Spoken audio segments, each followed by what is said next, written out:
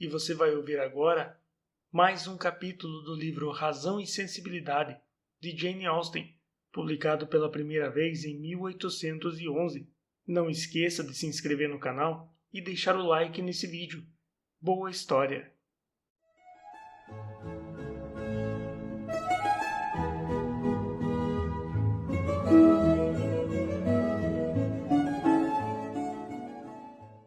Capítulo 44. Elinor recuou horrorizada assim que o viu, o coração disparado. Ia obedecer o primeiro impulso, que foi sair da sala, e já estava com a mão na maçaneta da porta, quando imobilizou-se ao vê-lo adiantar-se e falar em voz que era mais de comando do que de súplica. Senhorita Dashwood, peço-lhe que fique por meia hora, por 10 minutos. Não, senhor, replicou ela, firme. Não vou ficar. O senhor nada tem a falar comigo. Suponho que os criados esqueceram de lhe dizer que o Sr. Palmer não está. Se eles me tivessem dito, afirmou ele com veemência, que o Sr. Palmer e toda a sua família haviam ido para o inferno, não me impediriam de entrar. Preciso falar com a senhorita, sim, apenas com a senhorita. Comigo? O espanto de Elinor não poderia ser maior. Bem, senhor, seja rápido e, se puder, menos violento. Sente-se e serei as duas coisas. Ela hesitou, sem saber o que fazer. Passou-lhe pela mente a possibilidade do Coronel Brandon chegar e encontrar o Sr. Willoughby, mas prometera ouvi-lo e não apenas devia cumprir sua palavra, como também estava curiosa. Depois de um instante de reflexão, concluiu que a prudência aconselhava que aquela situação terminasse rapidamente. Como sabia que, sem dúvida, boa parte disso dependia de sua aquiescência, caminhou em silêncio até a mesa e sentou-se. Ele acomodou-se na cadeira oposta à dela, e por meio minuto nenhum dos dois falou. Por obséquio, seja breve, senhor, pediu Elinor impaciente. Não tenho tempo a perder. Ele se encontrava em atitude de profunda meditação e pareceu não ouvi-la. Sua irmã está fora de perigo, declarou com rispidez um momento depois. Um criado me disse, graças a Deus. Mas é verdade? É mesmo verdade? Elinor não quis responder e ele, ansioso, tornou a perguntar. Pelo amor de Deus, ela está fora de perigo ou não? Esperamos que sim. Willoughby se pôs de pé e começou a andar pela sala. Se eu tivesse sabido pelo menos meia hora antes, mas de qualquer maneira estou aqui. Ele voltou a sentar-se, falando com vivacidade forçada. O que significa esse esperamos que sim? Pelo menos uma vez, senhorita Dashwood, que deve ser a primeira e a única. Vamos tentar demonstrar alegria enquanto estamos juntos? Sinto muita disposição para me divertir. Digo honestamente. Enquanto falava, o rosto dele ruborizou-se. Considera-me um canalha ou um idiota? Cada vez mais espantada, Elinor fitava-o, começando a imaginar se não estaria embriagado. Aquela visita estranha, as maneiras dele autorizavam-na a pensar isso, e ela ergueu-se dizendo, Sr. Willoughby, aconselho-o a voltar imediatamente para Combe. Não tenho tempo para continuar aqui com o senhor. Seja o que for que tenha a me dizer, acredito que é melhor deixar para amanhã.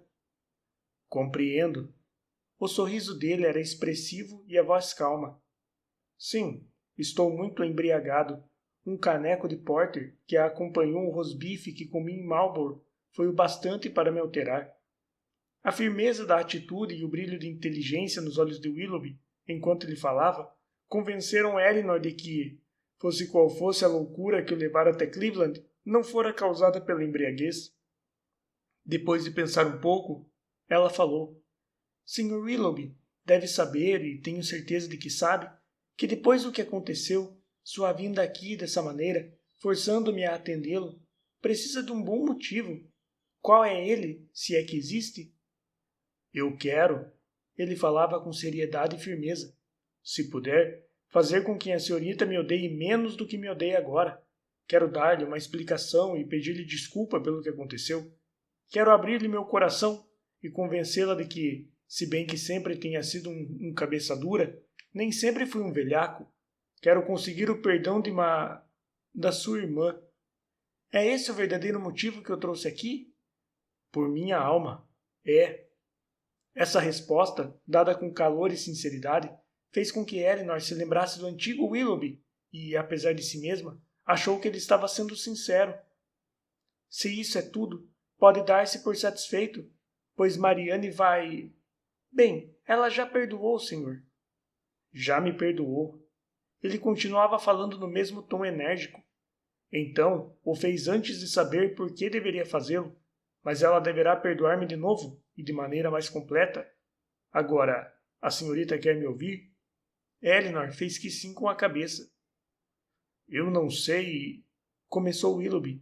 Então fez uma pausa para pensar um pouco, o que aumentou a expectativa por parte dela.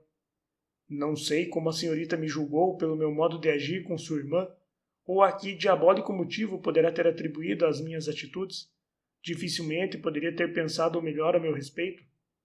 De qualquer maneira, o seu foi um julgamento sem base, e a senhorita precisa saber de tudo. Quando me tornei íntimo da sua família, eu não tinha outra intenção, a não ser fazer amizades que tornassem mais agradável o tempo em que me via obrigado a permanecer em Devonshire. A adorável pessoa que é sua irmã, e suas maneiras encantadoras, só poderiam agradar-me. A atitude dela para comigo, pelo menos no começo, foi uma espécie de... Quando penso na maneira que Mariane me tratava e como ela era, acho espantoso meu coração ter conseguido ser tão insensível. Mas, em princípio, devo confessar, apenas a vaidade era importante para mim, sem pensar na felicidade dela, pensando apenas em meu próprio divertimento e dando liberdade aos hábitos que criara havia muito tempo. Procurei fazer com que ela gostasse de mim por todos os meios ao meu alcance, sem intenção alguma de retribuir seus sentimentos. Nesse ponto, desviando os olhos do rosto dele em uma reação de repulsa, a senhorita Dashwood o fez calar-se ao observar. É muito difícil para o senhor continuar falando e para mim continuar ouvindo, Sr. Willoughby. O que acaba de me dizer não pode levar a nada. Não me obrigue a suportar o sofrimento de ouvir mais a esse respeito. Insisto em que ouça tudo, exigiu ele. Minha fortuna jamais foi grande e eu sempre gastei demais, por causa da mania de andar com gente que possuía renda mais alta do que a minha. Todos os anos, desde que atingi a maioridade, e até mesmo antes, acredito, eu fazia dívidas dizendo a mim mesmo que a morte de minha idosa prima, a Sra. Smith, me permitiria saudá-las. No entanto, como esse acontecimento era incerto e poderia ainda estar muito distante, havia algum tempo eu tinha pensado em acertar minha situação financeira, casando-me com uma jovem de fortuna. Portanto, nem poderia pensar em me apegar à sua irmã e, com uma crueldade egoísta, inóbil, com uma atitude indigna, desprezível, que até a senhorita pode considerar imperdoável, agir de maneira a despertar em sua irmã um sentimento que eu nem sequer pensava em retribuir. Mas uma coisa pode ser dita ao meu favor, mesmo que não me encontrasse naquele estado terrível de vaidade egocêntrica, eu não teria podido avaliar a extensão do mal que causava, porque então não sabia o que era amor. Será que alguma vez eu soube? É de duvidar, pois se tivesse realmente amado, será que eu seria capaz de sacrificar meus sentimentos à vaidade, à avareza? Ou, mais ainda, teria sido capaz de sacrificar os dela? O fato é que fiz isso, para evitar uma relativa pobreza, que o afeto de Mariane e sua companhia teriam despido de todo horror, e fascinado pela riqueza, perdi tudo que poderia tornar minha vida abençoada. Quer dizer, então, que durante algum tempo o senhor apegou-se a ela? Como resistir aos encantos de Mariane, a tanta ternura? Não existe na face da terra um homem capaz de se manter indiferente. Sim, aos poucos e sem perceber, fui apegando-me a Mariane. Quando percebi que minhas intenções eram honradas e meus sentimentos respeitáveis, passei com ela as melhores horas da minha vida. Mesmo então, todavia, quando determinado a devotar-me à sua irmã, permiti-me ir adiando de um dia para o outro o momento de revelar-lhe meus sentimentos, provavelmente levado pela hesitação em criar um compromisso, porque a minha vida se achava bastante complicada. Não pretendo justificar nem obrigá-la a ouvir-me discorrer sobre o absurdo. Pior ainda do que absurdo, que foi eu ter escrúpulos para professar minha fé em algo que minha honra já se achava empenhada. Os acontecimentos vieram provar que eu era um idiota, que se julgava ladino, seriamente empenhado em descobrir uma possível oportunidade para me tornar desprezível e desgraçado para sempre. Por fim, tomei uma resolução. Determinei-me a ficar noiva de Mariane assim que pudesse, para justificar as atenções que sempre lhe dedicara e poder demonstrar abertamente uma afeição que eu já sofrera bastante para admitir. Mas nesse ínterim, na verdade, no ínterim de poucas horas antes que eu tivesse oportunidade de falar com sua irmã em particular, ocorreu uma infeliz circunstância que anulou minha resolução e destruiu minha paz. Descobriram tudo. Nesse ponto, ele fez uma breve pausa e abaixou os olhos. De um jeito ou de outro, a senhorita Smith foi informada, imagino que por algum parente distante, cujo interesse devia ser que ela me deserdasse, de um caso, uma ligação. Bem, creio que não preciso me aprofundar a respeito, nem revelar intimidades. Provavelmente a senhorita deve ter ouvido essa história. Sim, ouvi. Eleanor também ficou ruborizada e tratou de endurecer o coração para não sentir pena dele. Ouvi tudo e confesso que não consigo entender como o senhor pretende explicar sua culpa diante de conduta tão horrível. Lembre-se, pediu Willoughby, de quem lhe confiou o caso. Acredita que essa pessoa poderia ser imparcial? Reconheço que a situação e o caráter daquela moça deveriam ter sido respeitados por mim. Não estou querendo me justificar, porém, ao mesmo tempo, não posso deixar que a senhorita pense que nada tenho a argumentar em minha defesa. Não se deve pensar que, por ter sido ofendida, ela fosse irrepreensível, que por eu ter sido um libertino, ela tivesse de ser uma santa. Se a violência da paixão dessa jovem, a fraqueza do seu caráter... Bem, não pretendo me defender. De qualquer modo, o amor que ela me devotava a fazia merecer melhor tratamento, e muitas vezes, com grande arrependimento, lembrei-me da sua ternura que tivera o poder de conseguir de mim alguma retribuição, se bem que por pouco tempo. Eu queria de todo o coração que aquilo tudo não houvesse acontecido. Entretanto, não foi apenas a ela que ofendi. Ofendi outra moça cuja afeição por mim, será que posso falar desse modo? Dificilmente seria menor do que a dela e cuja mente era infinitamente superior. Contudo, a sua indiferença com aquela infeliz moça, devo dizer isto por mais desagradável que seja para mim falar a esse respeito, a sua indiferença não é justificativa para a cruel negligência com que a tratou. Não acredite que possa ser desculpado por qualquer fraqueza ou defeito do caráter dela, em comparação com a crueldade libertina tão evidente no senhor. Deve ter sabido que, enquanto se divertia em Devonshire, procurando novos ambientes alegres, felizes, ela estava reduzida à mais extrema indigência. Por minha alma, eu não sabia disso. Não me lembrei de que ela não conhecia o meu endereço e um pouquinho de senso comum teria mostrado a ela como consegui-lo. Bem, senhor, o que disse a senhora Smith? Primeiro, ela me acusou de violação e a senhorita pode imaginar a confusão em que fiquei. A pureza da vida de minha velha prima, o formalismo de suas ideias, a ignorância sobre como era o mundo no qual ela vivia, tudo estava contra mim, mas eu não podia negar o que acontecera e seriam vãs quaisquer tentativas que fizesse para atenuar minha culpa. A senhora Smith estava predisposta, creio eu, a duvidar da moralidade da minha conduta em geral e encontrava-se descontente por causa da pouca atenção e do pouco tempo que eu lhe dedicava durante aquela minha visita. Em resumo, tudo terminou em um rompimento total do nosso relacionamento. Sob determinada condição, todavia, eu poderia ter me salvado. Do alto de seu moralismo, bondosa mulher. Ela ofereceu-se para perdoar o passado se eu me casasse com Elisa. No entanto, eu não poderia fazer isso e recusei formalmente a ajuda dela e a sua casa. Eu iria embora na manhã seguinte e passei a noite do dia em que se deram esses acontecimentos, pensando que conduta deveria seguir. A luta que travei comigo mesmo foi enorme, porém terminou logo. Minha afeição por Mariane, minha convicção da ternura que ela sentia por mim, foram insuficientes para contrabalancear o medo da pobreza ou sobrepujar a falsa ideia de necessidade absoluta de riqueza que, naturalmente, eu me inclinava a ter e que a companhia de amigos acostumados a gastar havia fortalecido. Eu tinha razões para acreditar que ficaria em segurança com minha atual esposa, se escolhesse casar-me com ela, e me convenci a pensar que nada mais me restava fazer, dentro de uma prudência aceitável. Entretanto, uma cena dolorosa me estava reservada antes que deixasse Devonshire. A senhora, sua mãe, me havia convidado para jantar no dia seguinte, portanto era preciso que eu desfizesse esse compromisso. Se devia fazê-lo por meio de um bilhete ou pessoalmente por causa de longo debate interior. Eu sabia que seria terrível ver Mariane e duvidava se continuaria mantendo minha resolução depois de vê-la.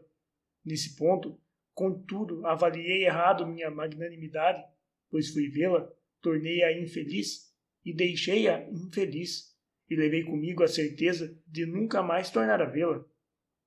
Por que foi lá, Sr. Willoughby? O olhar e a voz de Elinor o censuravam. Um bilhete resolveria tudo. Por que achou necessário ir até lá? Era necessário para o meu orgulho. Eu não aceitava ir embora de uma maneira que levaria a senhorita e os demais vizinhos a desconfiar, pelo menos em parte, do que se passara entre mim e a Sra. Smith. Assim, decidi passar pelo chalé em meu caminho para Honiton. Porém, a simples visão de sua irmã causou-me um sofrimento horrível. Para piorar a situação, encontrei-a sozinha. A senhorita, a senhora sua mãe e Margaret haviam saído. Na noite anterior, eu me despedira de Mariane tão feliz, tão firmemente resolvido a fazer o que era direito. Havia poucas horas que tínhamos ficado noivos, e lembro-me de como me senti entusiasmado, alegre, enquanto voltava para Allenham.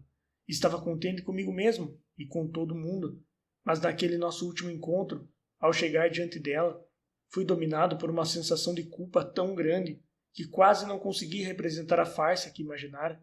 Jamais esquecerei a tristeza, a decepção e o profundo desgosto de Mariane quando lhe disse que era obrigado a deixar Devonshire imediatamente, e o apego, a profunda confiança que ela depositava em mim.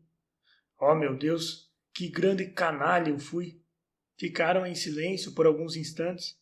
Elinor foi a primeira a falar. O senhor disse a ela que voltaria logo? Não sei o que eu disse, mas deve ter sido pouco perto do que deveria ser dito em relação ao passado, e muito em comparação ao que seria justificável diante do futuro. Não posso pensar nisso. Não quero pensar. Então, para minha maior tortura, a senhora sua mãe chegou, com toda aquela bondade e confiança tão próprias dela. Ah, Deus, como isso me torturou! Eu me senti miseravelmente mal, senhorita Dashwood. Não posso ter ideia do conforto que, em minha miséria, sinto ao olhar para trás. Mereço tanto rancor devido à estúpida, inóbil loucura do meu coração, que tudo o que sofri no passado, por causa do que fiz, torna-se triunfo e exultação para mim nesse momento. Muito bem, eu fui embora, deixei a todos que amava e fui para junto daqueles pelos quais, no máximo, eu sentia a indiferença. Minha viagem para a capital foi feita com meus próprios cavalos e, no entanto, decorreu tão tediosa sem ter ninguém com quem conversar. Minhas reflexões eram alegres quando eu olhava para a frente e o futuro me parecia atraente. Quando eu olhava para trás, para Barton, tudo se mostrava tão calmo, suave. Oh, sim, foi uma viagem abençoada. Ele calou-se. Se bem que, sentindo compaixão, na impaciência para que ele se retirasse, Elinor perguntou. Bem, senhor, isso é tudo? Tudo? Não. Esqueceu-se do que aconteceu na capital? Aquela carta infame? Ela mostrou-a para a senhorita? Eu vi tudo, cartas e bilhetes. Quando o primeiro bilhete chegou às mãos, e isso aconteceu imediatamente, uma vez que eu me encontrava na cidade o tempo todo, o que senti foi uma frase comum não conseguiria expressar, mas talvez uma bem simples consiga transmitir toda a emoção. Meus sentimentos foram muito, muito dolorosos. Cada uma das linhas e cada palavra eram numa metáfora que pego emprestada de um dos escritores preferidos dela, e que, se Mariane estivesse aqui, proibiria, eram como uma adaga no meu coração. Saber que ela estava na cidade era, na mesma linguagem, como um raio me atingindo. Raios e adagas. Como ela iria me censurar? Seu gosto, suas opiniões, acredito que sejam mais conhecidos por mim do que os meus próprios, e tenho certeza de que são mais apreciados. O coração de Elinor, que passara por várias emoções no decorrer dessa extraordinária conversa, enterneceu-se de novo. Contudo, ela achou que devia evitar que o cavalheiro dissesse coisas como as que acabava de dizer. Isso não é correto, Sr. Willoughby. Lembre-se de que é casado. Diga-me apenas o que sua consciência achar que é necessário que eu ouça. O bilhete de Mariane despertou meu remorso ao me demonstrar que ainda gostava de mim, como antes e que, apesar das muitas semanas que tínhamos permanecido separados, ela mantinha constantes seus sentimentos e fé na constância dos meus. Eu disse, despertou porque o tempo, a agitação e a vida dissipada de Londres haviam de certo modo aquietado meu remorso e eu me tornara um vilão empedernido, fingindo-me indiferente, e Mariane, e preferindo imaginar que ela também devia ter se tornado indiferente a mim. Eu dizia a mim mesmo que o nosso apego havia sido apenas uma brincadeira superficial, sem importância, e sacudi os ombros como prova disso, silenciando cada acusação, sobrepujando cada escrúpulo, repetindo sem parar: vou ficar feliz de todo o coração se souber que ela está bem casada. Mas aquele bilhete fez com que eu ficasse me conhecendo melhor. Senti que a queria mais do que a qualquer outra mulher nesse mundo e que a havia usado de maneira infame. Porém, a essa altura já estava tudo acertado entre mim e a senhorita Grey. Era impossível voltar atrás. Tudo o que eu podia fazer era evitar encontrar-me com a senhorita e sua irmã, pretendendo assim proteger-me de uma possível aproximação. Decidi que não iria por algum tempo a Berkeley Street, porém acabei por decidir que seria mais sábio agir como se eu fosse apenas um frio e distante conhecido. Passei a vigiá-las até que as vi sair, certa manhã, e fui até à casa, deixando lá meu cartão de visita. O senhor nos espionou? Fora da casa? Muito e repetidamente. A senhorita ficaria surpresa ao saber quantas vezes eu as vigiei e quantas vezes estive a ponto de ser descoberto. Entrei em várias lojas para evitar que me vissem quando a sua carruagem se aproximava. Frequentando como eu frequentava a Bond Street, era difícil o dia que eu não percebia a presença da senhorita ou de Mariane, a não ser uma vigilância constante de minha parte, uma imperiosa determinação de evitar um encontro. Nada poderia ter nos mantido separados por tanto tempo. Evitei os Middleton o mais que pude, assim como todas as pessoas que pudessem ser nossas conhecidas comuns. Todavia, sem saber que eles já se encontravam na capital, deparei com Sir John. Acredito, no dia de sua chegada e no dia seguinte, fui convidado para ir à casa da Sra. Jennings. Ele convidou-me para uma festa, uma noite, para um baile na casa dele. Mesmo que Sir John não tivesse me dito, como fez para incentivar-me a ir, que a senhorita e sua irmã estariam lá, eu saberia que era a coisa certa, o que me proibia de aproximar-me dele. A manhã seguinte trouxe-me outro bilhete de Mariane, onde ela ainda se mostrava afetuosa, franca, natural, confiante. Essas atitudes dela tornavam minha conduta ainda mais odiosa. Não consegui responder. Tentei, porém não pude formar nenhuma frase sequer. Mas eu pensava nela. Acredito que a cada momento do dia. Se a senhorita pode sentir pena de mim, tenha pena da minha situação naqueles momentos. Com a mente e o coração repletos da sua irmã, eu era forçado a fingir que amava outra mulher e que era feliz. Aquelas 3 ou 4 semanas foram as piores. Bem, por fim, creio que nem preciso contar, nós nos encontramos, e que doce figura eu vi. Que noite de agonia foi aquela! De um lado, Mariane, linda como um anjo, chamando-me Willoughby com tanta ternura. Oh, meu Deus! Ela estendeu a mão para mim, pedindo-me uma explicação com aqueles olhos feiticeiros, atentos a cada expressão do meu rosto. Do outro, Sofia, ciumenta como um demônio, e observando tudo o que se passava. Bem, isso não quer dizer nada. Terminou. Que noite! Fugi da senhorita e de Mariane assim que pude, mas não antes de ver o rosto lindo dela tornar-se pálido como de uma morta. Esta foi a última, a derradeira imagem que tive dela, o último modo pelo qual apareceu diante de meus olhos. Foi uma visão horrível. No entanto, hoje, quando pensei que ela estava morrendo, foi uma espécie de consolo para mim imaginar que eu sabia exatamente como Mariane seria vista pelas últimas pessoas que estariam ao seu lado neste mundo. Eu a via sempre diante de mim. Ela permanecia constantemente diante de mim, com aquele mesmo olhar e aquela mesma palidez. Fez-se uma pausa, durante a qual ambos ficaram pensativos. Willoughby foi o primeiro a refazer-se e a romper o silêncio. Bem, é melhor eu ir logo embora. Sua irmã está melhor. Está fora de perigo? Sim, temos certeza. E a senhora, sua mãe, já sabe disso? Ela adora Mariane. Mas a carta, Sr. Willoughby. A sua carta? Tem algo a dizer sobre ela? Sim, principalmente sobre ela. Sua irmã escreveu-me de novo. A senhorita sabe, na manhã seguinte. Viu a carta e sabe o que ela dizia. Eu tomava o café da manhã com os Ellison e a carta, juntamente com outras, foi-me entregue com outras correspondências minhas. Aconteceu que a carta de Mariane chamou a atenção de Sofia antes de chamar a minha. O tamanho do envelope, a elegância do papel e a letra que o endereçava despertou suspeitas nela. Vagas informações sobre o meu apego a uma jovem que morava em Devonshire haviam chegado aos ouvidos da minha noiva, e naquela noite em que nos encontramos, não faltou quem a informasse quem aquela moça era, deixando-a mais enciumada do que nunca. Fingindo aquele ar de brincadeira que é delicioso na mulher que se ama, ela abriu a carta e leu-a. Pagou caro pelo atrevimento. O que leu a fez ficar enfurecida. Sua fúria eu até poderia tolerar, mas sua paixão, sua maldade. Diante do acontecido, foi preciso acalmá-la. Em suma, o que a senhorita achou do estilo de escrita da minha esposa?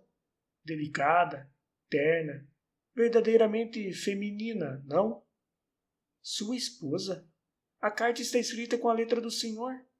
Sim, mas eu me limitei apenas a copiar servilmente as sentenças que tive até vergonha de assinar. O original foi escrito por ela. Traduzia os felizes pensamentos e modo gentil de se expressar de minha esposa. O que eu poderia ter feito? Estávamos noivos, a festa em preparo, o dia marcado aproximava-se. Estou falando como um tolo. Festa em preparo. Dia. A verdade, de fato, é que eu precisava do dinheiro dela, e numa situação igual à minha, um homem faz tudo para evitar um rompimento. E além de tudo, o que me importaria para o meu caráter a opinião de Mariane e de seus amigos sobre o modo em que minha resposta estava escrita? O fato é que eu iria declarar-me um salafrário, e para mim não tinha a menor importância se o faria com boa educação ou com grosseria. Estou condenado para sempre na opinião dela, eu disse a mim mesmo. Estou expulso para sempre do seu círculo de amizades. Todos já me consideram um homem sem princípios, e esta carta apenas irá fazê-los ter certeza de que sou vil e desprezível. Eram esses os meus pensamentos quando, numa espécie de desesperada indiferença, copiei as palavras de minha esposa e enviei-as com as relíquias de Mariane. Infelizmente, os 3 bilhetes dela encontravam-me em minha agenda, ou eu teria escondido a sua existência e os guardaria para sempre. Fui obrigado a colocá-los no envelope, sem nem sequer poder dar-lhes um beijo. Também o cacho de cabelos que eu carregava sempre comigo dentro da mesma agenda foi encontrado pela madame, e todas as lembranças, o cacho de cabelos que eu adorava, foram tiradas de mim com a mais graciosa virulência. O senhor está errado, Sr. Willoughby, e merece severa censura. Apesar de si mesma, a voz de Eleanor demonstrava emocionada compaixão. O senhor não tem o direito de falar dessa maneira da minha irmã e nem da sua esposa. O senhor fez sua escolha. Ninguém o forçou a fazê-lo. A senhora Willoughby merece sua consideração, seu respeito, enfim. Ela deve amá-lo muito ou não teria se casado com o senhor. Tratá-la com descortesia, falar dela com desprezo, não é uma compensação para Mariane e acredito que também não traga alívio algum à sua consciência. Não me fale da minha esposa, implorou ele com um suspiro. Ela não merece a sua compaixão, pois sabia que eu não a amava quando nos casamos. Bem, mas estamos casados. Iremos para a Combe Magna para sermos felizes. Depois voltaremos à capital para sermos alegres. E agora, sente pena de mim, senhorita Dashwood? Ou lhe contei isso tudo sem a menor finalidade? Por acaso sou, em um nível mínimo que seja, menos culpado para a senhorita agora do que era?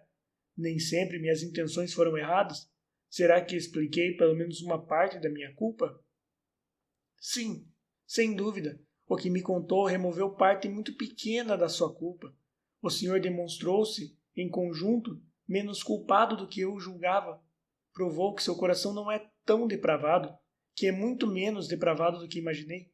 Mas sou obrigada a reconhecer, por mais difícil que seja, que tudo isso torna ainda pior o sofrimento que infligiu.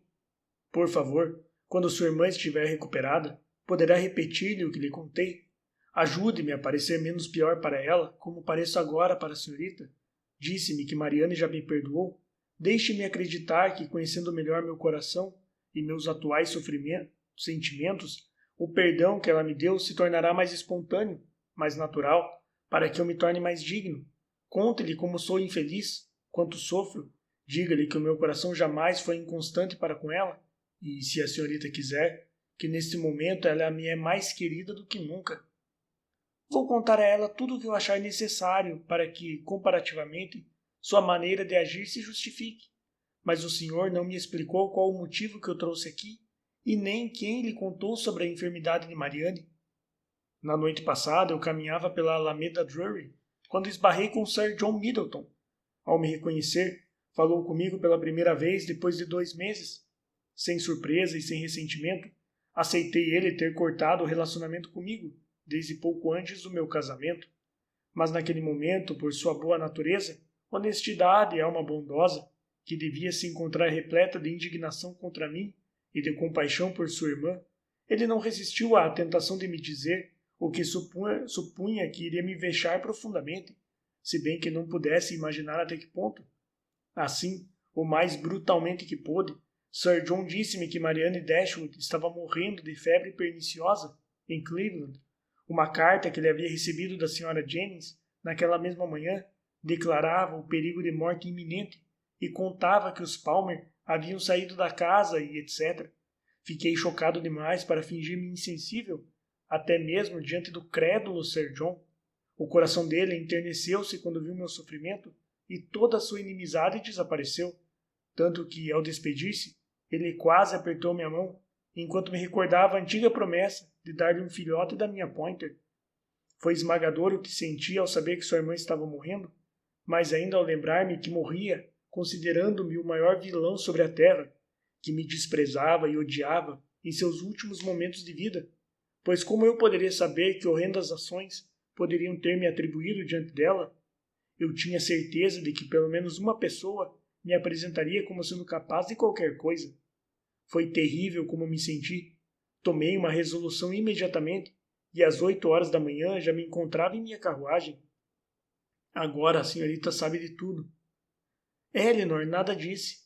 Seus pensamentos estavam fixos no mal irreparável que uma independência prematura demais e seus consequentes hábitos de preguiça, dissipação e luxo haviam feito ao caráter e à felicidade de um homem que, com todas as vantagens de inteligência e talento, apresentava a tendência a ser naturalmente franco, honesto, sensível e afetuoso.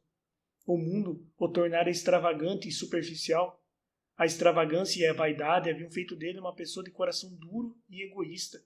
A vaidade, que o levara a procurar um triunfo culpado à custa de outrem, envolvera-o em uma afeição verdadeira que é a extravagância, ou talvez os seus resultados, e a necessidade haviam exigido que sacrificasse. Cada falta cometida que o dirigia para o mal levara-o também para o castigo. Todos os seus pensamentos eram governados pelo relacionamento, agora mais do que nunca é impossível, que rompera indo contra a honra, o sentimento e todas as boas qualidades que ainda conservava em si. E o casamento, com o qual ele fizera sem o menor escrúpulo, Marianne tornara-se miseravelmente infeliz, transformara-se em uma fonte de infelicidade para ele mesmo, da qual jamais poderia se livrar. Foi dessa espécie de sonho acordada que o Sr. Willoughby despertou Eleanor, tendo ele mesmo acordado de um sonho muito mais doloroso. Ergueu-se para se despedir e disse: "Já não tenho o que fazer aqui. Preciso ir embora."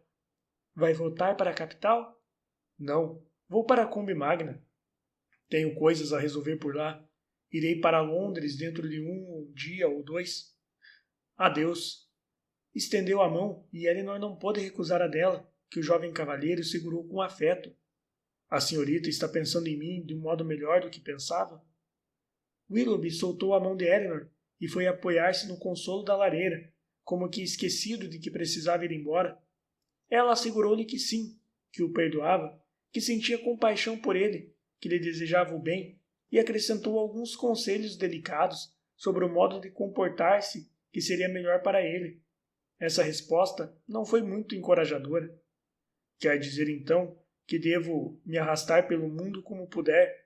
Felicidade conjugal está fora de questão. Se, no entanto, eu puder pensar que a senhorita e sua família interessam-se pelo meu destino e minhas ações, terei um apoio, um estímulo que me levará a tomar cuidado. Enfim, terei algo pelo que viver. Perdi Mariane para sempre. Se, no entanto, eu tiver a bênção de me tornar um homem livre outra vez... Com um gesto de censura, Elinor o interrompeu. Está bem. Mais uma vez, adeus.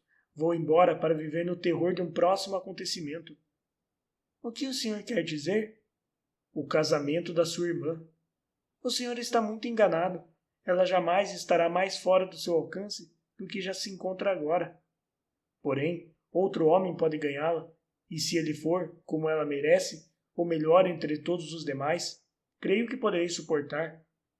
Bem, não quero continuar abusando da sua compassiva e boa vontade, demonstrando-lhe que as pessoas que eu mais magoei são as que menos poderei esquecer. Adeus, que Deus a abençoe. E com estas palavras, ele saiu da sala quase correndo.